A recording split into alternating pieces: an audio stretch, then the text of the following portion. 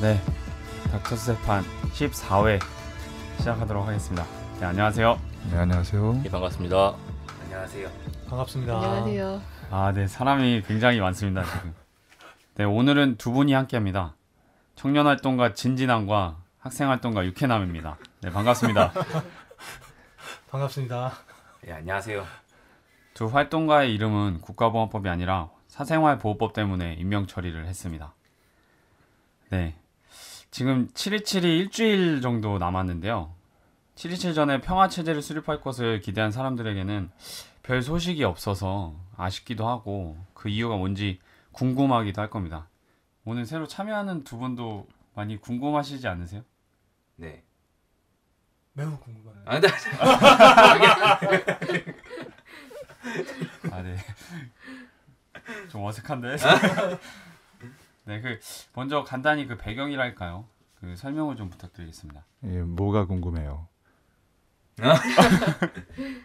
7.27이 다 되어 가긴 하는데 지금 가시적인 성과는 없는 것 같고 뭔가 북미 간의 관계나 남북 간의 관계도 될 듯 될 듯 하면서 안 되는 이런 상황을 보면서 좀 지금 일이 어떻게 되어 가는지 되게 좀 궁금할 것 같습니다. 저도 궁금하고요. 예, 역시 진지하게. 네, 역시 얘기하네요. 진지합니다. 진진함이다. 왜 제가 진진함인지 모르겠네요. 닥터 재미난 걸 스테판 하면 안 됩니까?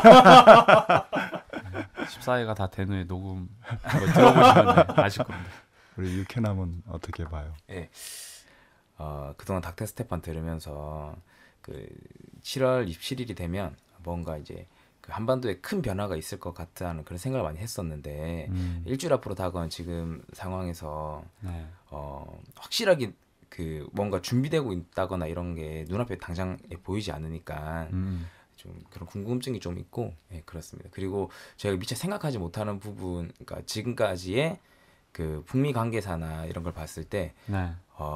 몇 번의 이런 시기가 있었다고 생각이 드는데 이제 그때마다 좀 놓치고 갔던 것들이 이런 게 지금도 있지 않을까 이래가지고 궁금해요.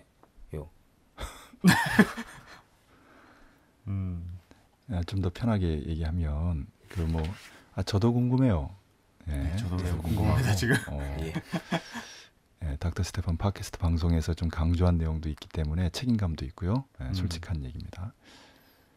네, 구체적으로 준비되고 있는 건 있지요. 7.27 전승절, 북의 표현으로 전승절이죠. 열병식을 사상 최대로 준비하고 있어요. 네. 그리고 미국의 진보적인 연구소의 소장이 북을 방문해서 무장 장비관을 돌아봤을 때 요격 미사일 체제를 집중적으로 확인했어요. 그래서 러시아의 S-300 또는 S-400을 능가하는 시스템을 이미 구축했다, 오래전에. 네. 그것이 실물로 확인됐고 최소 그것 또는 그 이상이 이번에 전승절 열병식 때 선을 보이지 않겠나, 이런 생각입니다. 이건 큰 거죠. 그 다음에 7월 15일에 이제 주말에 캐리가 좀 놀아서 진도가 조금 떨어졌는데 네. 이스라엘 네타야후 총리가 팔레스타인 아바스 대통령에게 전화를 걸어서 곧 평화회담 하자. 네. 그리고 지금 좀 더 정리를 좀 할 필요는 있겠는데 이스라엘을 향한 미국과 유럽 그리고 중동에서의 다양한 압박들이 진행되고 있고 마지막까지 지금 버티고 있어요. 원래 유대인들이 그런 부분이 완강해요. 수천 년 동안 디아스포라라고 해서 전 세계를 이제 유랑하고 떠돌아다니면서 온갖 박해를 받고 한과 서름도 있고 그랬던 유대인들이기 때문에 여기서 밀리면 끝장이다라는 생각이 있어요. 그래서 마지막까지 지금 버티는 거예요. 그것이 이제 며칠 안 남았는데 거기에 맞춰 가지고 사실은 북남 또는 남북 회담이 지연된 측면도 있어요. 그렇게 볼 수 있어요. 지난 17일 해서 4차까지 진행이 됐는데 22일 월요일 날 5차 모임을 하죠. 그래서 7.27 전에 북남 또는 남북 관계에서의 일정한 성과는 중동과 좀 맞물리면서 나올 수 있을 것 같아요. 근데 우리가 7.27이라고 할 때는 초점이 북미입니다. 군사. 네. 예, 지난 시간에도 강조했는데 북미는 군사고 북일은 외교고 북남 또는 남북은 통일이죠. 민족 내부 문제의 해결입니다. 그런데 7.27이라는 것은 정전협정 60돌이기 때문에 군사, 북미 관계가 기본이에요. 그 성과가 이전에 나타나야 되는데 그게 없는 거죠. 뭐 적어도 캐리 국무장관이 방북을 해서 평화체제로의 전환을 합의한다든지 네. 베이징에서 북미 또는 북미, 중국 이렇게 3자, 뭐 심하면 남까지 4자가 모여서 종전 평화 선언을 한다든지 없어요. 그게 앞으로 일주일 안에 불가능합니다. 물론 그것도 한꺼풀 벗기고 보면 평화협정, 평화체제의 본질이라는 것이 미군 철수고 합동군사연습 중단이고 미군 무기가 남코리아에 반입되는 것이 금지되는 거죠. 그런데 우리가 제한핵전 하면서 강조했는데 제한핵전이 벌어지는 순간, 즉 북이 하와이 괌도에 슈퍼 EMP를 탑재한 미사일을 날리고 미국이 보복으로 미사일 공격을 할 때 다 막아내고 이런 과정에서는 남코리아와 오키나와에 있는 미군들은 그린존으로 들어가고 사실상 포로 수용소예요. 네. 인질이죠. 언제든지 중성자 미사일 한 방에 다 흔적도 없이 사라지는 불쌍한 존재들이에요. 그런 의미에서 군사 전략적으로 볼 때 주남 미군은 별 가치가 없어요.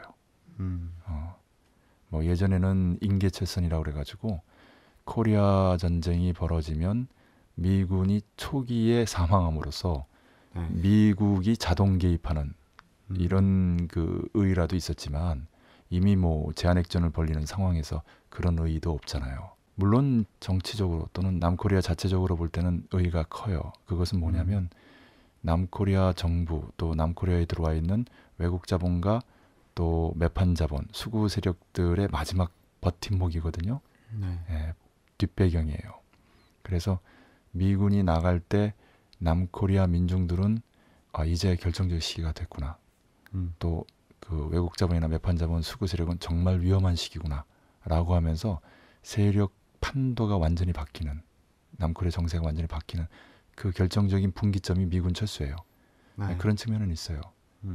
그런데 제한핵전 벌이는 상황이면 그것도 의미가 없는 거죠.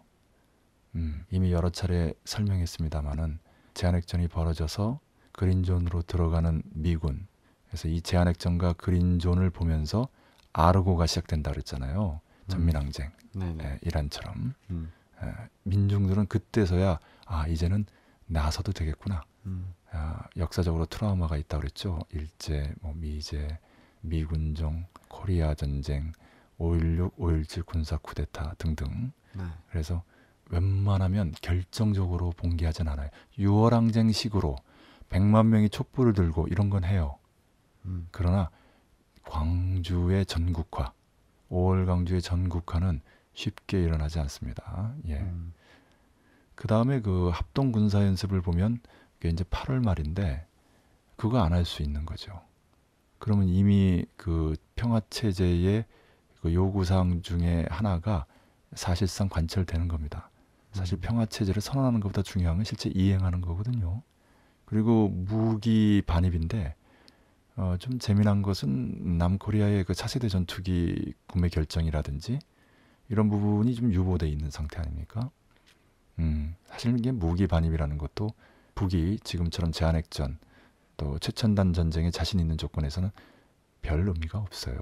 재래식 무기 좀 남코리아에서 구매한다고 그게 무슨 큰 의미가 있겠어요. 그것도 오늘 내일 하는 상황에서 북이 한 표현이에요. 4월 초에 북의 최고사령부 성명에서 전쟁이 일어났냐의 여부가 아니라 오늘이냐 내일이냐의 여부가 초점이다. 이런 내용의 성명이 있었는데 전쟁이 진짜 올 상반기냐 하반기냐 올해냐 내년이냐 이런 정말 임박한 순간에서는 뭐 이를테면 몇 년 뒤에 그 차세대 전투기 무기 구입 이런 건 별 의미가 없어요. 그리고 그 차세대 전투기라고 하는 것도 이미 최첨단 코리아 전쟁에서는 낡은 것이 된 지 또 오래돼 있어요. 북의 입장에서 볼 때는 별게 아닌 거죠. 이번에 4월 25일 건군절 예식 때 보여준 플라즈마 스텔스기만 봐도 지금 남에서 차세대 전투기라고 하는 걸 사봐야 상대가 안 되는 그런 상황이기 때문이기도 합니다. 이렇게 실질적으로 놓고 보면은 7.27전의 평화체제 수립이라고 하는 그런 과제는 우리가 좀 새롭게 볼 필요도 있어요. 사실은. 제한핵전 또 제한핵전 내 이은 통일대전 이렇게 볼 수 있는 근거는 충분하지 않습니까? 이미 우리가 여러 차례 얘기했는데 작년 12월 12일 날 슈퍼 EMP를 탑재한 포브스, 다시 말해서 초전자기파 핵탄을 실은 위성탄두를 올렸죠. 지상 500km 극궤도에. 올해 5월 21일 피터 프라이 박사와 제임스 울시 전 CIA 국장이 월스트리트의 공동기고문에서 한 방에 48개의 주가 괴멸된다 이렇게 강조한 거 아닙니까? 그러니까 전면 핵전이죠. 그 준비를 작년 말에 완료한 거예요. 4개가 돌고 있다고 추정됩니다. 만약에 5월 초에 이른바 무수단 미사일이라고 했는데 비슷한 우주발사체를 쏘아 올렸다면 8개 이상도 돌고 있을 수 있어요. 그리고 올해 2월 12일 날 이제 핵시험을 했는데 공개적으로는 3차입니다. 그러나 이 3차가 단순히 슈퍼 EMP 핵시험이 아니고 그것을 또 능가하는 핵시험이었다라는 견해가 있어요. 가능성 있는 추정입니다. 어쨌든 그 핵이 위성탄두에 실려 있거나 대륙간 탄도미사일 ICBM이나 잠수함발 탄도미사일 SLBM으로 얼마든지 미 본토를 공격할 수 있는 거예요. 물론 제한핵전은 말할 것도 없고요. 그리고 이제 3월 20일 날 자행고사 미사일이죠. 그리고 5월 18일에서 20일, 6월 26일 이렇게 해서 10발, 4발 요격 미사일입니다. 대륙간 탄도미사일이나 중거리 탄도미사일 또는 잠수함발 미사일을 격침시킬 수 있는 거죠. 앞에 그 자행고사 미사일은 이제 토마호크 순항 미사일을 방어하는 용이고 뒤에 요격 미사일은 탄도미사일들을 방어하는 용이에요. 그 시험을 통해서 북이 보여준 것은 제한핵전이에요. 그러니까 전면핵전으로 시작해서 제한핵전으로 마무리한 겁니다. 지난 6개월간의 북미, 반미 군사 대결전은. 그래서 그 제한핵전의 요격미사일 체계의 위력이 위성 발사나 핵시험하고 비교해 볼 때는 겉으로는 약해 보이기 때문에 언론의 조명을 받지 못해서 일반적인 그 언론에 기초한 그 분석에서는 추동력, 모멘텀이 없어 보여요. 북이 미국을 제압하고 추동하고 또 그 힘 속에서 일본이나 특히 남코리아를 이끌어 나가는 그 관계 개선을 이끌어 나가는 추동력이 보이지 않는 측면이 있어요. 이거는 겉으로 보이는 거고 그게 이제 이른바 공개 경로죠.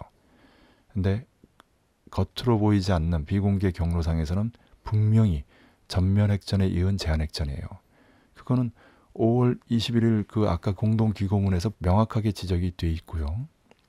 그런 전제에서 알만한 전문가들이나 전략가들 사이에서는 이런 판도가 확인돼 있는 겁니다. 그리고 7.27 시한이 있었던 거죠.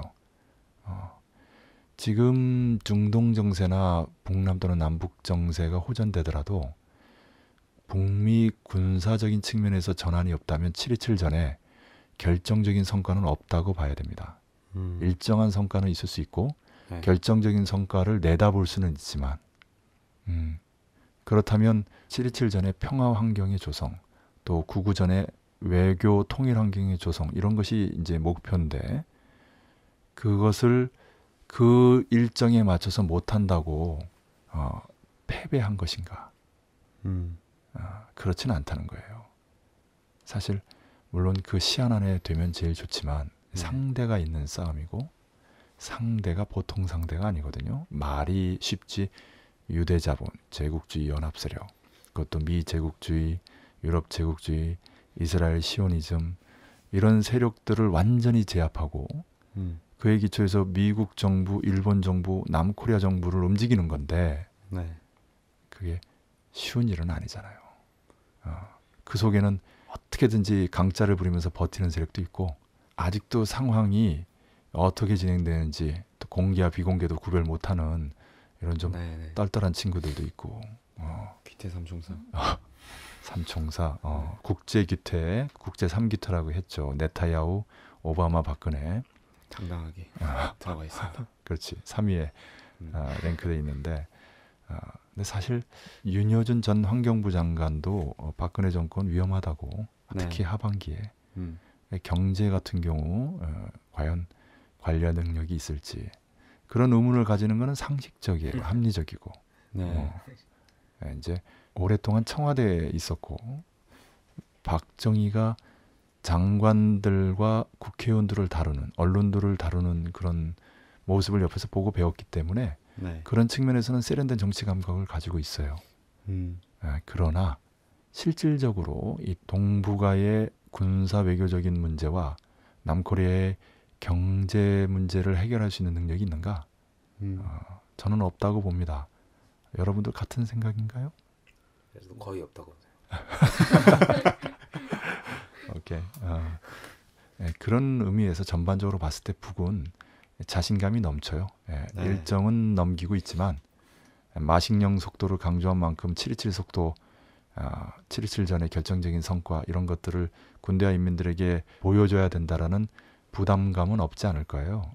그럼에도 불구하고 우리가 그 형식적인 어떤 일정이 아니고 실질적인 내용의 관철로 봤을 때는 북이 자신감을 갖지 않을 이유가 없습니다. 예. 네, 지금 방금 말씀하신 대로 정말 북의 자신감이 대단합니다. 사상 최대 열병식이 준비되고 있는데요. 그 비결이랄까요? 동력이랄까 그 원인이 어디 있다고 보시는지요? 예, 이런 그 질문에 대한 답변에서 필요한 게 이론입니다. 그래서 북을 알아야 되고 네. 특히 북의 사상이론 또 그의 기초에서 파생되는 전략전술 다시 정리해서 북의 사상이론 전략전술을 알아야만 네.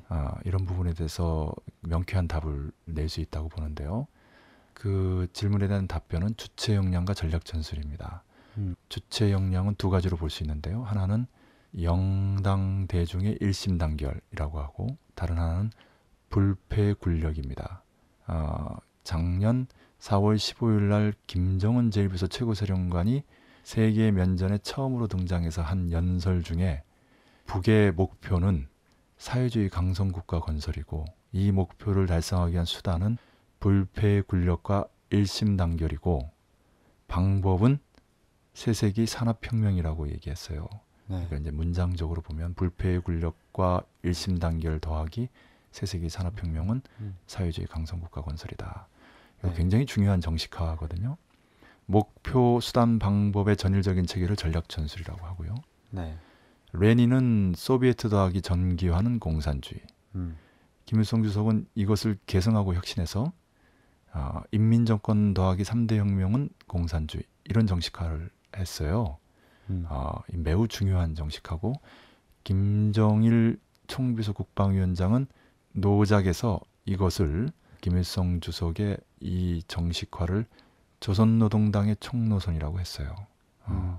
총노선이라고 하는 것은 바로 목표, 수단, 방법을 다 담고 있다는 얘기죠. 또 다른 의미에서 전략 전술인데 이러한 정식화 총노선을 김정은 시대의 조건에 맞게 계승하고 혁신한 게 바로 아까 말한 불패군력과 일심단결 더하기 새세기 산업혁명은 사회주의 강성국가 건설이라는 명제입니다. 네. 여기서 이제 인상적인 게 바로 불패군력과 일심단결이라고 해서 이게 이제 군대와 인민이죠. 이거는 네네. 김일성 주석의 항일 무장투쟁부터 해서 일관된 양대 세력이에요. 군대를 주도 역량으로 보고 인민을 보조 역량으로 보는 거죠. 네네. 혁명 무력과 통일 전선 이렇게 봐도 됩니다.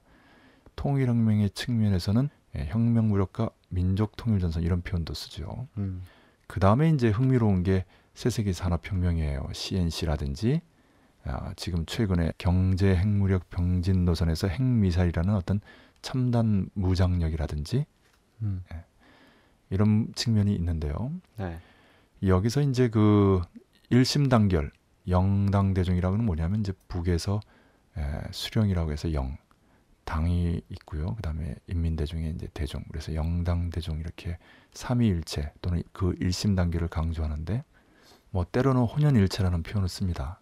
그거는 이제 일심단결보다 도수가 높은 표현이에요. 그 결속력에서. 네. 그래서 좀 정리하면 그 북은 영당대 중에 1심 단결에 자신이 있는 거죠. 네. 그리고 불패의 굴욕도 당연히 자신 있어요. 그러니까 제한핵전이든 확대 제한핵전이든 전면핵전이든 그리고 통일대전이든 북은 60년간 준비해온 그 주체 역량, 네. 군력에 대한 자신감이 확실해요. 그래서 이 두 가지를 합친 게 바로 전승절 열병식이에요. 이제 네. 군대와 인민들이 함께 준비하는 건데 그 과정을 통해서 다시 한번 불패의 굴력과 일심단결이라고 표현하는 그 주체 역량을 확인하고 강화하는 계기입니다. 예. 그리고 그 측면에서 강조하는 것이 마식령 속도예요. 네. 군대와 인민이 함께 만들어 나가는 속도거든요. 예. 네네. 그리고 여기서 이제 하나 또 좀 강조하고 싶은 거는 마식령 속도라고 할 때 마식령 스키장을 건설하는 속도지 않습니까? 올해 연말까지. 네. 다른 나라에서 한 10년에 걸칠 것을 1년 만에. 그런데 이 마식령 스키장은 중공업도 경공업도 농업도 아닌 레저 스포츠라는 겁니다. 다시 말해서 마식령 스키장 건설이라고 하는 것은 중공업과 경공업, 농업이 아니에요. 네. 공업과 예. 농업은 군대 또는 군사하고 직결되는 측면이 있는데 북미 또는 반미 전면 대결전, 겉으로는 그 결정적 승리가 보이지 않는 여전히 심각하고 절정 또는 마무리 단계에 있는 이 시기에 상당한 군대와 또 많은 인민들이 스키장 건설에 매달리는 거예요. 네네. 이것은 북의 자신감을 단적으로 보여주는 사례입니다. 네. 마치 1968년 푸에블로 사건이 났을 때 그때 북의 인민들은 원산 앞바다가 없어진 줄 알았답니다. 정말 새카맣게 와 있는 거예요. 네. 미국의 구축함이라든지 여러 이제 공격 무기들이 와 있을 때 김일성 주석은 여기에 아랑곳하지 않고 남코리아의 아오지라고 알려져 있는 그 두만강 저 북쪽으로 현지 지도를 떠납니다. 그러니까 언제 전쟁이 일어날지 모르는데 최고 사령관이 평양을 비우는 거죠. 무슨 핵 벙커에 들어간다든지 최고 사령부실에 있는 것이 아니라 북의 최북단을 현지 지도 가죠. 그 모습을 보고 북의 군대와 인민들은 안심하는 거예요. 그러니까 여러 가지 말이 필요 없어. 최고 리더가 어떻게 움직이는가에 따라서 그 북의 군대와 인민들이 보고 판단해요. 네. 오랫동안 습관되어 있는 겁니다. 북의 체제의 하나의 특징 중에 하나인데 그럴 때 김정은 제1배수 최고사령관은 마식령 속도를 강조하고 네네. 며칠 전에는 어린이 병원, 예. 구강병원이라고 치과 네네. 이쪽 그 병원 건설하는 현장과 버섯 농장, 네. 버섯도 그 흰 곰봉 버섯이라고 그래요. 흰 곰봉, 곰봉 같이 생겼는데 하얀색이라 엄청나게 크던데. 엄청난 양의 그 버섯들 사이에서 환하게 웃는 모습으로 이렇게 사진이 그 인터넷에 공개됐는데 좀 재미나게 생각하면 저 무수히 많은 흰 곰봉으로 미국 놈들 때리겠다라는 그 신혼지. 네, 그런. 그러니까 흰 곰봉이라는 것은 뭐 군대보다는 버섯꿀? 버섯이면은 우리가 흔히 알고 있는 것이 이제 핵폭발 일어났을 때 버섯구름. 역시 예리해. 정 실장님. 나 인정해. 역시 대단. 그런데 그 버섯이 굉장히 많어. 근데 좀 일리가 있네요. 그 버섯이 그렇죠. 그 버섯구름에 대한 사진이 그 은유일 수 있겠네요. 네. 그 다음에 이제 두 번째는 아사히 TV에서 공개된 그 30만 감군 소식이에요. 군대를 30만을 줄인다는 거예요. 네. 이 와중에 이제 그것만큼 또 자신감 있는 표현이 어디 있어요. 그리고 이것은 앞으로 만약에 전개된다면 전대미문의 그 제한핵전이 벌어진다면 그건 첨단전이거든요. 재래전이 아니기 때문에 그 인해전술식의 군대의 양적 규모가 그렇게 중요하지가 않아요. 그것을 이제 시사하는 거죠. 그만큼 자신감이 넘치는 거고 그렇게 절약이 된 감축이 된 그 군력이 이제 경제 건설에 투입돼서 북의 인민들의 복지 생활이 개선되는데 또 기여를 하고 이것이 또 뭐냐면 경제 핵무력 병진 노선의 취지이기도 해요. 마식령 스키장이나 30만 감군 이것이 이제 일본을 통해서 보도됐기 때문에 그 사실 여부는 좀 더 확인돼야 됩니다만은 그게 사실이라면 경제 핵무력 병진 노선의 생활력이 드러나고 있다 이렇게 봐도 예. 과언이 아니겠습니다. 그리고 다른 한편으로는 북이 앞으로 벌인다면 그 전쟁의 성격은 제한핵전이다. 핵 미사일이 오고 가는 제한핵전, 확대 제한핵전, 전면핵전은 사실 상정하지 않아도 돼요. 현실 가능성이 없기 때문에 그냥 지구가 깨지는데 네. 아니면 지구가 전체적으로 초토화돼서 완전히 구석기 시대로 돌아가는 그런 전쟁인데 그거는 우리가 여기서 특별히 논하지 않아도 돼요. 현실적인 전략전술적인 의미에서의 전쟁은 제한핵전, 확대 제한핵전 또는 통일대전이에요. 통일대전은 핵전이 아니고 재래전입니다. 근데 그 재래전도 특수전이 기본이에요. 서해 5도를 점령하고 남콜에 20만 특수부대가 투입되는 전쟁이기 때문에 아까 같이 30만 군대를 감축해도 능히 이겨낼 수 있다는 자신감이죠. 놀라운 일이에요. 대단한 자신감이에요. 그리고 이런 그 주체 역량의 두 가지 측면, 일심단결과 군력이 있는데 다른 측면, 전략 전술을 본다면 그것은 제한핵전이나 확대 제한핵전 또는 통일대전과 관련해서 우리가 수차례 얘기했으니까 제가 더 설명을 안 해도 될 것 같고요. 네. 여기서 하나 강조하고 싶은 건 최근에 북이 김일성 김정일주의를 많이 강조하고 있어요. 예. 근데 김일성 김정일주의라는 건 뭐냐면 김일성 주석 김정일 국방위원장의 생애 내내 북이 미국을 비롯한 제국주의 세력과 싸워서 한 번도 패한 적이 없다는 그 전설적인 불패의 전략 전술을 말하는 거예요. 지금 북미 반미 대결전의 각도에서 볼 때는 네. 물론 김정은 제1비서 최고사령관이 김일성 김정일주의의 본질은 인민대중 제일주의다라는 명제가 이번에 다시 한번 확인이 돼서 김정은 시대는 정말 인민들의 복지, 북의 경제 건설을 중시하는구나라는 걸 다시 한번 확인하게 됐는데 근데 군사 전략 전술적인 측면에서 볼 때는 김일성 김정일주의란 곧 불패 전략 전술을 말해요. 그리고 그 생애 내내 한 번도 패한 적이 없다는 겁니다. 적어도 북의 자료를 통해서 그렇고요.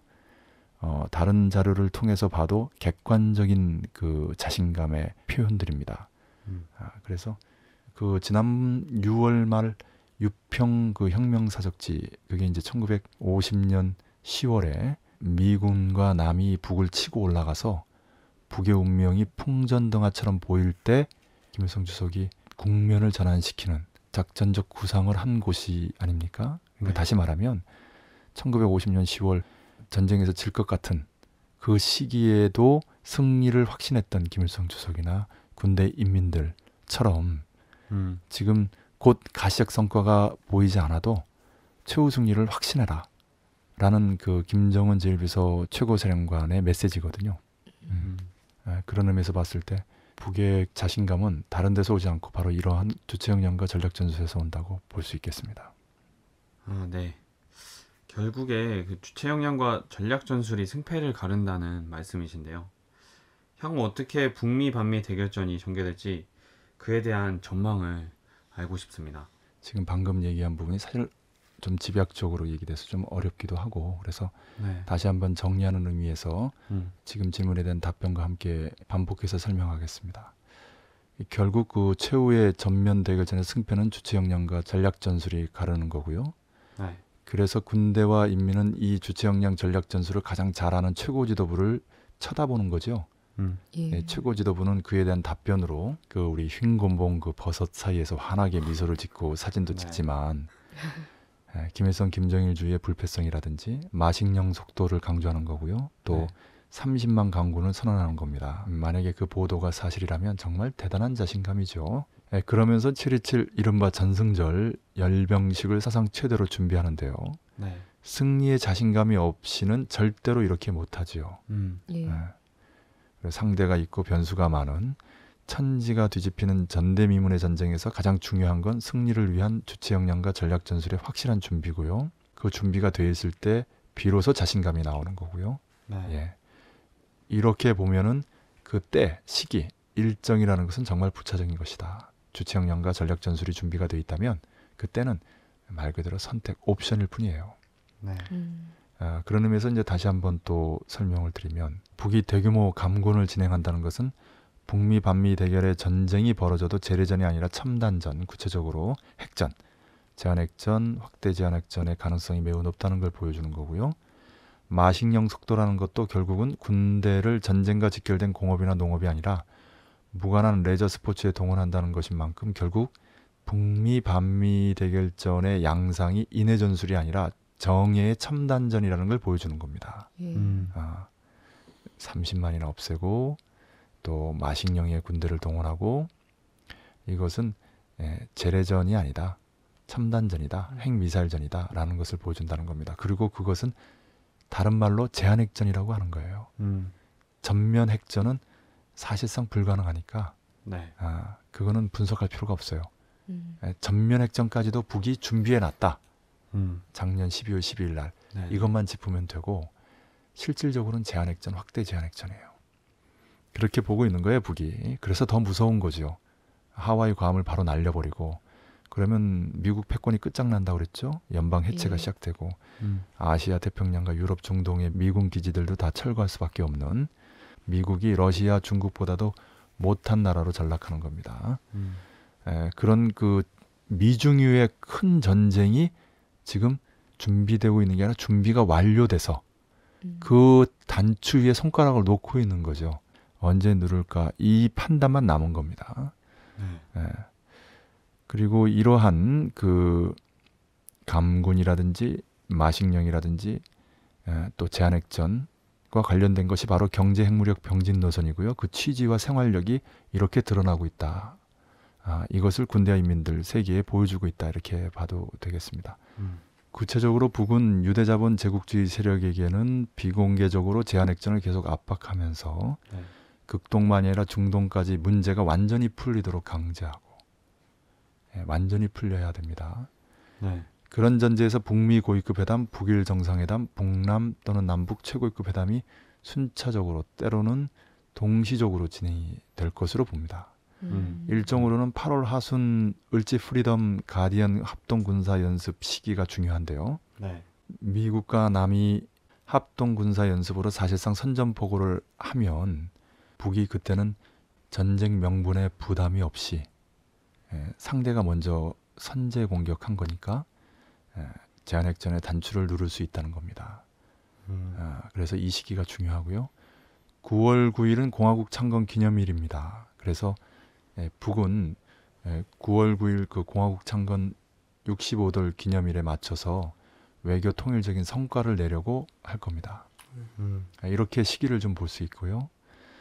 근데 다시 한번 그 강조합니다만은 전략 전술에서 때, 시기, 일정이라는 것은 관념적으로 머릿속에서 또는 계기적으로 그냥 주어지는 것이 아니라 주체 역량의 준비와 상대의 전략 전술 반응이죠. 그리고 객관 조건에 따라서 고도의 판단으로 내려지는 거거든요. 특히 이런 제한핵전 같은 경우는 또는 제한핵전과 같은 전쟁을 벌일 것이냐, 북미 고위급 회담 등 대화를 할 것인가 라는 고도의 판단, 이것은 가장 주동적이고 능동적이며 과학적인 결정사항입니다. 그래서 주어진 일정을 중심으로 주관적으로 판단하는 것이 아니라 주체적인 역량과 상대의 대응을 보면서 정말 고도의 임기응변으로 결정해야 되는 상황인 거거든요. 그런 의미에서 가장 중요한 건 북이 주체 역량, 곧 군대와 인민을 그에 맞게 준비시켰다는 것이고 그리고 이미 60년간 진행된 그 전쟁 준비가 완료된 상태에서 준비를 하고 있는 상태가 아니라 완료된 상태에서 때를 기다리고 있다는 겁니다. 이게 무서운 거죠. 그 좀 설명을 좀 했는데 어때? 좀 아까 그 질문에 대한 답변이 좀 됐는지. 네, 사실은 그 7.27을 남겨두고 굉장히 좀 뭐 어떤 일들이 벌어질까 굉장히 궁금하기도 했는데 지금 소장님의 말씀을 들으면서 사실은 30만 감군 이게 굉장히 쉬운 일은 아닌데도 불구하고 이런 지금 급박한 상황에 30만 감군이라는 건 굉장히 큰 일이잖아요. 네. 굉장히 인상적으로 들리고 그만큼 북이 지금의 이 상황에서 자신감이 넘쳐 보인다 이런 생각이 듭니다. 또 한편으로는 북이 했던 이야기가 군축 회담은 있어도 비핵화 회담은 없다 이런 네. 이야기를 했었는데 그것과 또 연동해서 또 생각해 보면 군축은 있지만 우리는 비핵화할 생각은 없고 이 지금의 대결 상황을 끝내기에 무조건적으로 끝내겠다 이런 의지가 또 한번 보이는 대목이 아닌가 이런 생각이 예, 들기도 좋아요. 합니다. 예. 그렇죠. 예, 군축의 핵심은 또 감군이니까. 예. 저도 이 올해 초도 그렇고 그 한창 전쟁 위기가 엄청 심하고 막 이랬을 때도 그 시간적으로 그걸 좀 기다렸다는 느낌을 좀 많이 좀 받았습니다. 그래서 오늘 들으면서 좀 반성을 많이 하게 됐어요. 내가 정말 그 숫자만 보고 그걸 계기적으로만 보고 기다리는 감이 없지 않아 있구나. 좀 이런 생각이 좀 들었고 준비하는 정도와 이 상대의 반응에 따라서 이렇게 바뀔 수 있는 이런 점을 좀 놓치고 있었던 것 같은데 좀 이런 거 새롭게 들을 수 있어서 정말 좋았던 것 같습니다. 네. 두 분 활동가들 또 답변도 인상적인 것 같습니다. 네. 네. 여태까지 정 실장은 그 버섯 얘기밖에 안 했어요. 온통 관심은 버섯 구름에. 우리 김 차장도 준비한 게 없나? 뭐 할 오늘 얘기가 없는 그 것 같진 않은데. 정보원 국정조사 얘기 좀 하려고 하는데요. 지금 정보원 국정조사 원래 45일인데 3분의 1 정도가 지났는데 지금 별다른 성과가 없어요. 진전도 안 되고 있잖아요. 그래서 처음에는 그 NLL 가지고 물타기를 하고 있다가 그리고 이후에 이제 귀태 논란 가지고 전국의 초점을 온통 귀태로 맞췄잖아요. 청와대까지 나서면서. 그러면서 정작 중요한 그 핵심인 정보원이 대선에 개입했다라는 이거는 쏙 사라졌어요. 그리고 나서 그 새누리당이 생떼를 썼죠. 김현 진선미 의원 사퇴하지 않으면 우리 국정조사하지 않겠다 이러면서 결국은 두 의원이 사퇴를 했어요. 사퇴를 하면서 그 진선미 의원이 더 이상 그 생떼 쓰는 건 이번이 마지막이라고 사탕으로 달래는 거는 그런 얘기를 했었고 그리고 지금 또 이제 대화록이 사라졌다고 하잖아요. 네네. 사라졌다라고 하는데 그 미디어 오늘에서는 그 대화록이 사라진 거에 최대 수혜자는 국정원이 아니냐고. 그러니까 지금 이 전국에서도 실질적으로 대화록에 열람하고 이런 것보다 더 중요한 거는 본질은 지금 정보원이 선거에 개입한 거고 그리고 정보원이 나서서 그 NLL 이 논쟁을 불러일으킨 거잖아요. 근데 이런 거에 대한 그 본질은 다 사라지고 온통 물타기로 계속 이렇게 이어지고 있는 네네. 과정이 많이 걱정이 되고 또 그 반면에 또 시국선언이나 이런 것들이 계속 이어지고 있는데 그런 것들이나 촛불 집회나 이런 것들은 보도가 사실 안 되고 있습니다. 계속 더 커지고 있고 더 힘을 실어줘야 될 것 같아요. 거기 그 물타기에서 두 가지가 더 있어요. 그 전두환과 관련된 게 하나 압수수색. 있고 또 4대강도 그래요. 그러니까 이제 전직 대통령들의 보표라든지 응징이라든지 이런 것이 되게 되면 국민적인 관심도와 그 정권에 대한 지지율이 급상승하거든요. 예. 그래서 그 두 카드를 만지작거리다가 지금 내놓고 있죠. 동시에 내놓을 정도로 박근혜 정권이 지금 국면을 매우 위태롭게 생각한다는 거죠. 네. 정말로 그 위기 상황으로 지금 느끼고 있는 것 같습니다. 이렇게까지 사실은 하는 걸 보면 굉장히 지금 국민들의 또 그 박근혜 정부를 향한 비판 수위도 굉장히 지금 높은 상황에 있거든요. 이럴 때 사실 진보 개혁 진영이 좀 해야 되는 일도 굉장히 많을 텐데 거기에 대해서 좀 제대로 대응을 못하는 부분이 있어서 좀 너무 안타까운 지점에 있는 것 같아요. 민주당이 하는 것도 솔직히 좀 한심스러운 일들이 많이 있었어요. 민주당은 계속 그럴 겁니다. 네, 자연스럽게 역시 또 활동가답게 또 실천적인 얘기를 연결해서 해주셨는데요. 지금 현 정세 이런 조건에서 우리 남의 진보 평화통일 세력은 무엇을 어떻게 해야 될까요? 역시 그 중요한 그 지적들을 했어요. 김 차장이 정보원 얘기를 잘했습니다. 지금 정세는 그 양갈래로 그 흐르고 있는데 하나는 그 코리아 반도 전체 차원에서 북미 반미 전면 대결전 군사 분야고요. 특히 이게 7.27 전에 평화 체제로의 그 전환 그 이슈가 지금 초점이고요. 예. 주로 진보 세력이 여기에 투쟁을 집중하고 있습니다. 네. 다른 하나는 남코리아 차원에서 자연 발생적으로 일어났는데 주로 개혁 세력들이 나서서 정보원의 대선 개입 여론 조작을 규탄하고 네. 그 진상 규명이라든지 책임자 처벌이라든지 좀 세게 나오는 데는 정보원 해체와 박근혜 정권 퇴진까지 얘기합니다. 예. 사실 그렇죠. 그 3.6% 정도 되는데 네. 정보원의 대선 개입이 없었으면 또 NLL 논란이라든지 여러 가지 부정선거가 없었다면 충분히 역전될 수 있는 표차거든요. 네. 예, 수많은 사람들이 죽지도 않았을 것 같아요. 그 김진숙 지도위원도 최강서 열사 이야기하면서 그런 얘기 하더라고요. 예, 지난 대선 그 과정에서 결과 보면서. 예, 또 그 직후에 가슴 아픈 일들이 적지 않았는데 네.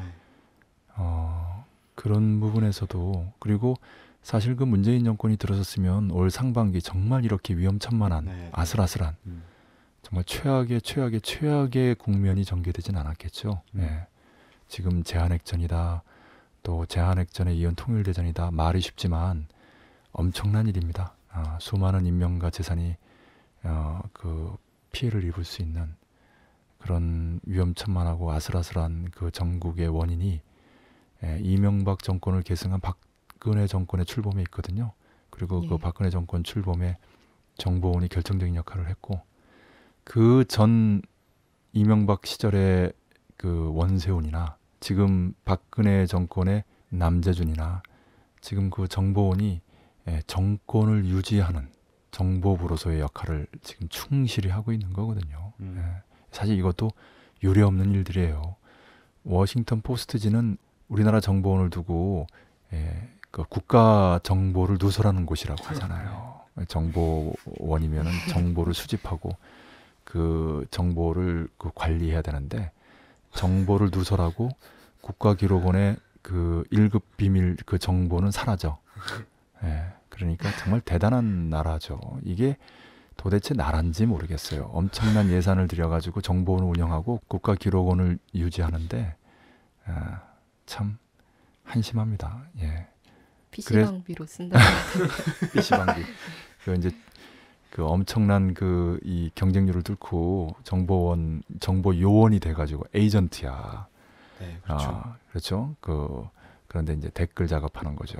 참 그런 거 아닙니까? 그래서 이 두 가지가 있는데 지금 우리 그 진진함 우리 청년 활동가는 이제 전국을 휩쓸고 있는 시국 선언이나 촛불 집회 또 그리고 긴급 시국 회의가 구성돼서 활동하는 이런 과정에서 진보 세력들이 더 역할을 높여야 된다라는 그런 의견에 기본적으로 동의하면서도 만약에 진보 세력이 앞장서고 그런 투쟁을 전면적으로 주도했으면 진작에 색깔 논쟁 나왔을 거예요. 이렇게 얘기 나왔겠죠, 당연히. 그리고 내가 지금 보기에 진보 세력은 좀 정신이 없어. 평화 체제 수립, 그 평화 협정 체결 그 투쟁을 전개하는 것만으로 힘이 벅차고요. 다행히 최근에 그 민주노총 선거가 잘 됐어요. 그래서 진보 운동의 양대 세력이라고 하죠. NLPD라고 하는데 이 두 세력을 통합할 수 있는 어느 한 세력만으로 민주노총 지도부를 형성하게 될 때는 정파적으로 운영이 돼서 지금 같은 구도에서는 민주노총이 깨져나갑니다. 그래서 작년에 그 통합진보당의 그 분열 분당이 대선 투쟁에서 굉장히 그 악재였거든요. 그리고 민주노총이 내용을 겪으면서 지난 대선과 올해 상반기에 투쟁을 힘있게 못한 측면도 있어요. 당연하죠. 지도부가 제대로 구성되지 못했는데 어떻게 힘있는 투쟁을 하겠어요. 그런데 정말 그 잘 됐습니다.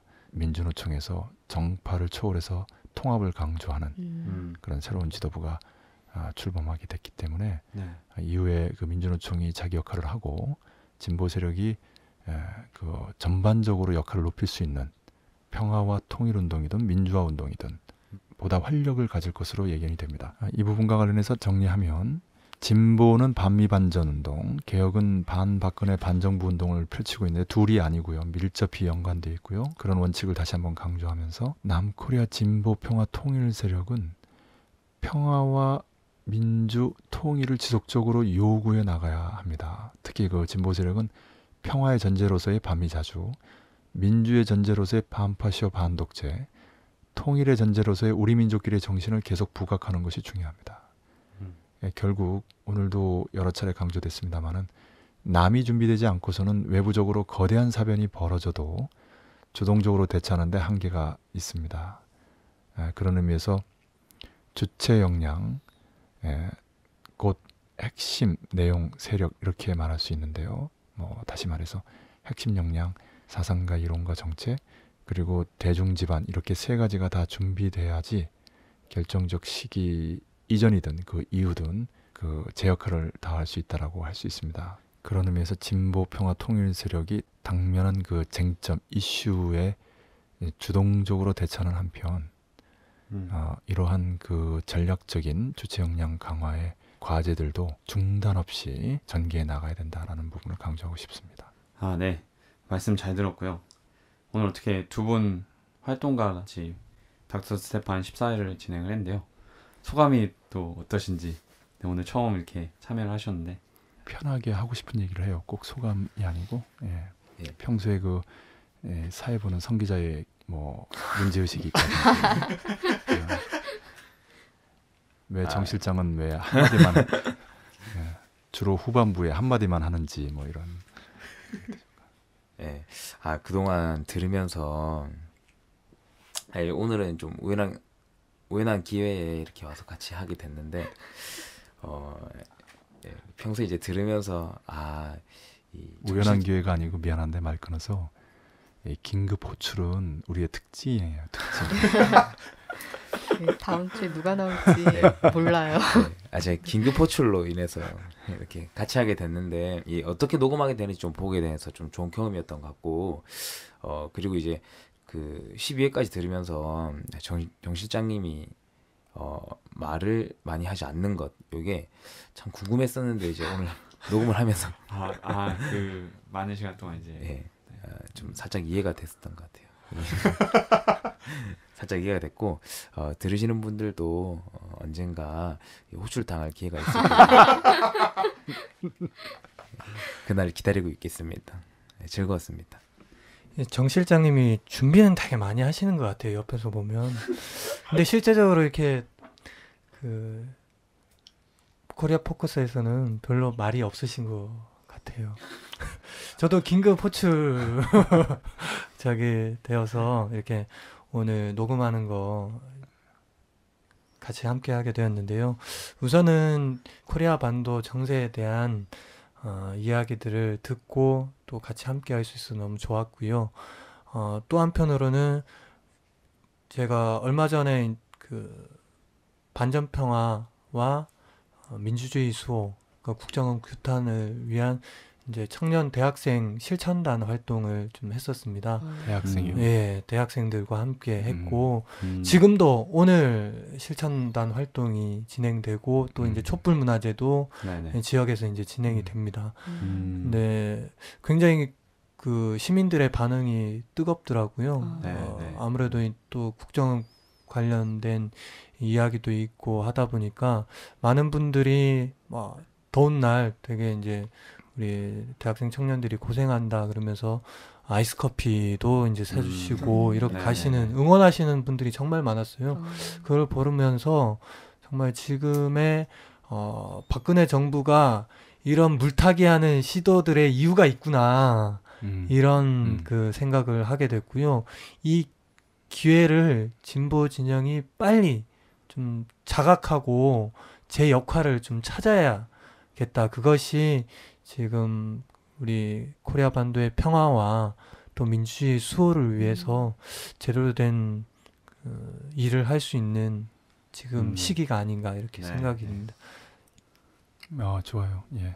역시 지금 그 반전 평화하고 민주주의 수호 이 두 가지 그 과제 이슈가 둘이 아니라는 거.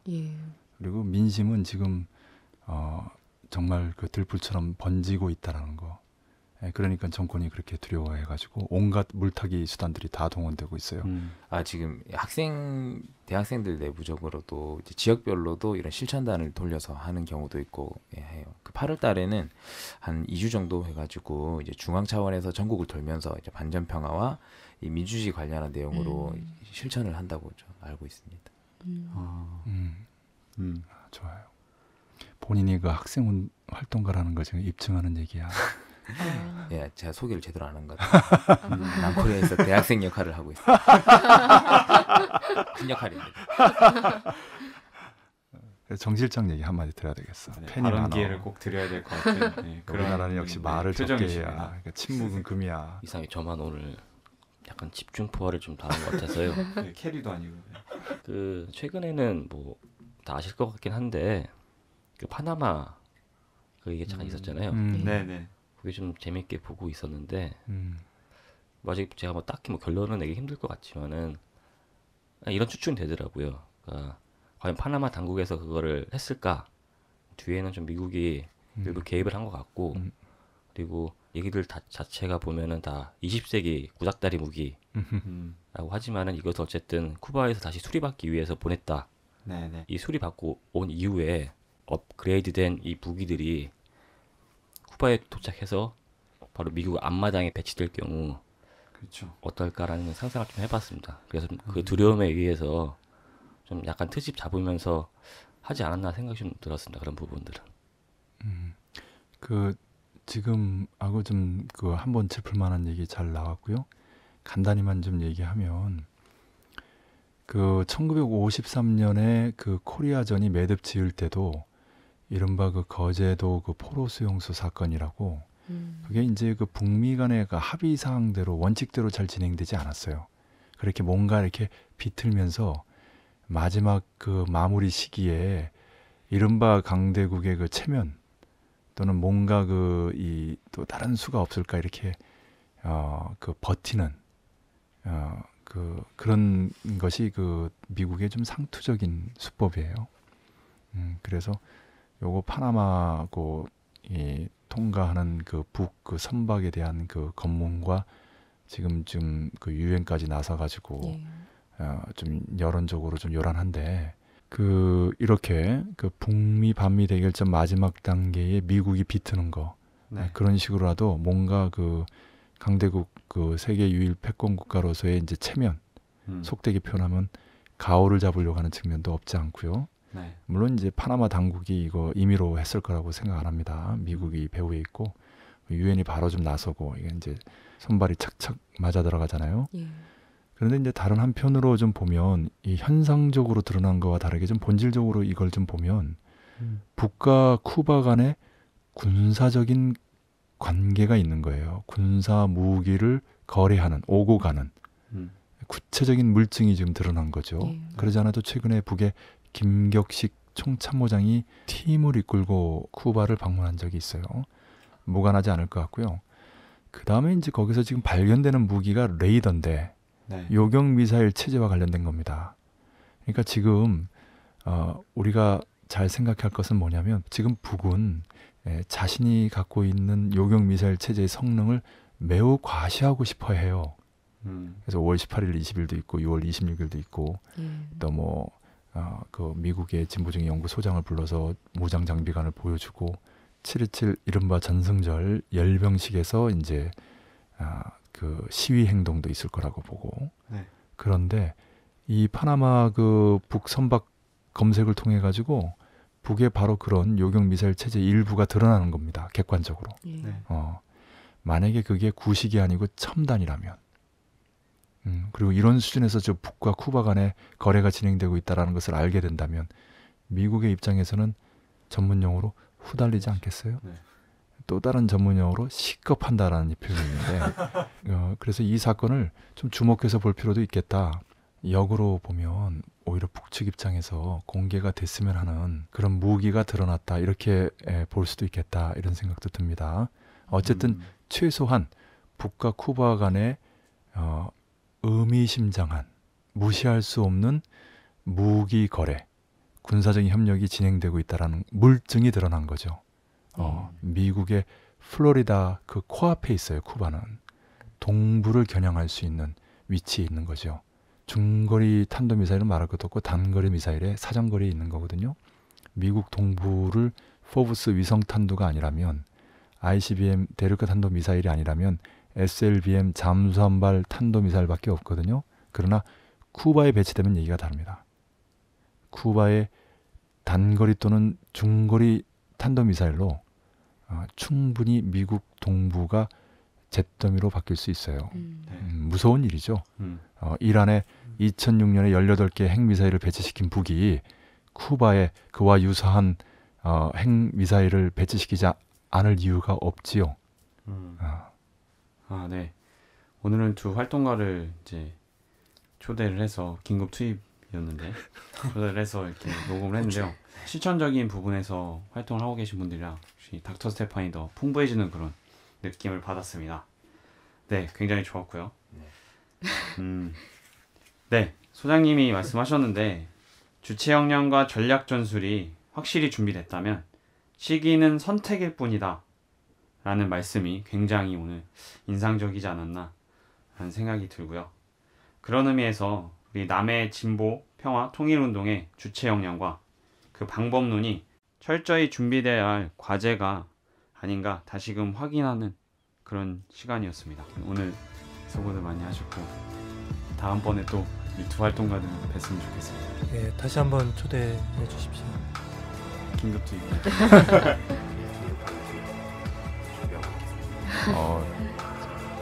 네, 수고했습니다. 네, 수고하셨습니다. 네, 수고하셨습니다. 수고하셨습니다.